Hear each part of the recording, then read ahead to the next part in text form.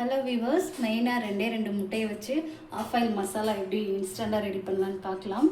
இதுக்கு ஒரு தவாவை எடுத்துக்கோங்க. தேவையான அளவு எண்ணெய் ஊற்றிக்கோங்க. நான் எண்ணெய் வந்து அளவாக தான் ஊற்றிருக்கேங்க. அடுப்பு ஆன் பண்ணிக்கலாம்.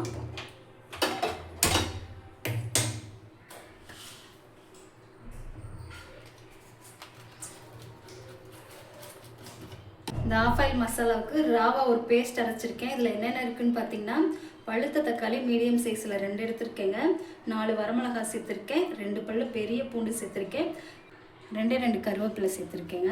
இதுக்கு தேவையான அளவு உப்பு போட்டு நல்லா பேஸ்ட் அரைச்சி எடுத்துகிட்டு வந்துடுங்க. மெயினானது வந்து இதுதான். இதை நம்ம ஊற்றினோன்னா ரெடி ஆகிடும். ஏன்னா லைட்டாக சூடானதும் உங்களுக்கு எவ்வளோ முட்டை போடணும்னு விருப்பம் இருக்கோ போட்டுக்கோங்க. நான் 2 முட்டை ஆட் பண்ணுறேங்க.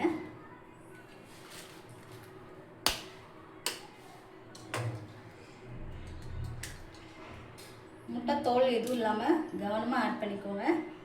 பாருங்கள், இந்த மாதிரி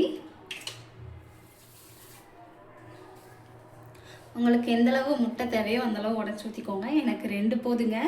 வீட்டில் நாங்கள் 4 பேர் தான் இருக்கோம், அதனால் எங்களுக்கு 2 போதும்.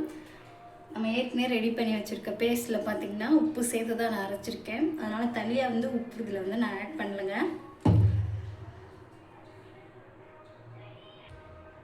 முட்டையை இந்த மாதிரி உடச்சி ஊற்றுங்க. ஒரு அரைப்பதம் வெந்தோடனே பார்த்திங்கன்னா அப்படியே இந்த பேஸ்ட்டை வந்து இதில் ட்ரான்ஸ்ஃபர் பண்ணிடலாம். இதில் வந்துட்டு மீடியம் ஃப்ளேம்லேயே வச்சு நீங்கள் மெயின்டைன் பண்ணிங்கன்னா டேஸ்ட் சூப்பராக வரும், பக்குவமாகவும் வரும்.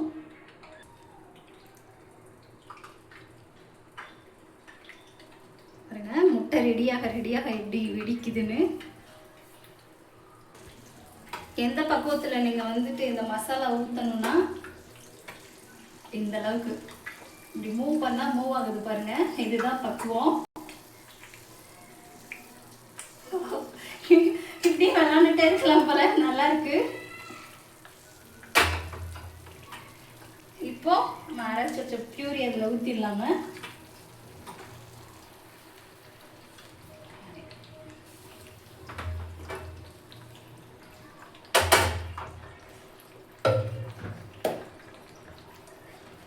மினிட்ஸ் ஒன்லிங்க. கரெக்டாக இது ஊற்றினோடனே நீங்கள் அமர்த்திடலாம். திருப்பி போடணுன்ற அவசியம் இல்லை.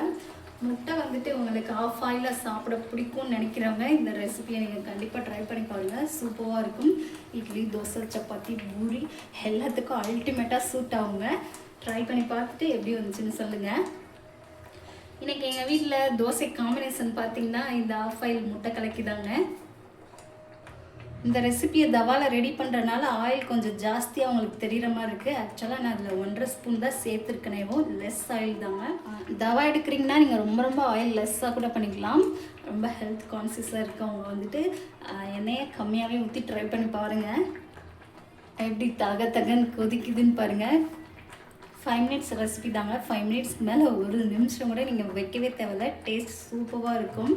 நீங்கள் மெயினாக அதில் ஆட் பண்ணுறது வந்து பூண்டு, வரமிளகாய், சின்ன வெங்காயம். இது வந்து மெயினாக ஆட் பண்ணுங்கள். தக்காளி வந்து பழுத்த தக்காளி எடுத்துக்கோங்க. இவ்வளோ தாங்க இதுக்குரிய இன்க்ரீடியன்ஸு. ரொம்ப சிம்பிளான ரெசிபி, சூப்பராக இருக்கும். கண்டிப்பாக ட்ரை பண்ணி பார்த்துட்டு எப்படி இருக்குன்னு சொல்லுங்கள். இந்த மாதிரி ரெசிபி வந்து நேற்று என் குட்டீஸ்க்கு வந்து நான் செஞ்சு கொடுத்தேன்.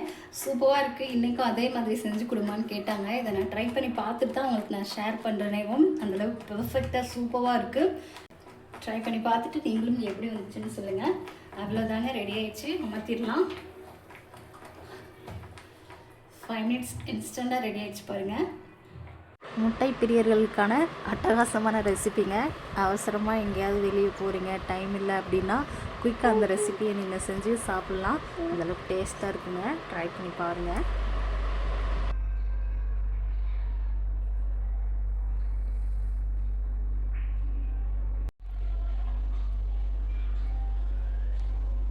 பார்த்தீங்களா, தோசைக்கு எப்படி அட்டகாசமான காம்பினேஷன்னு. தோசைக்கு மட்டும் இல்லைங்க, எல்லாத்துக்குமே சூட்டபுளாக இருக்கும். சிம்பிளான ரெசிபி. ட்ரை பண்ணி பாருங்கள். நெக்ஸ்ட் வீடியோவில் பார்க்கலாம்.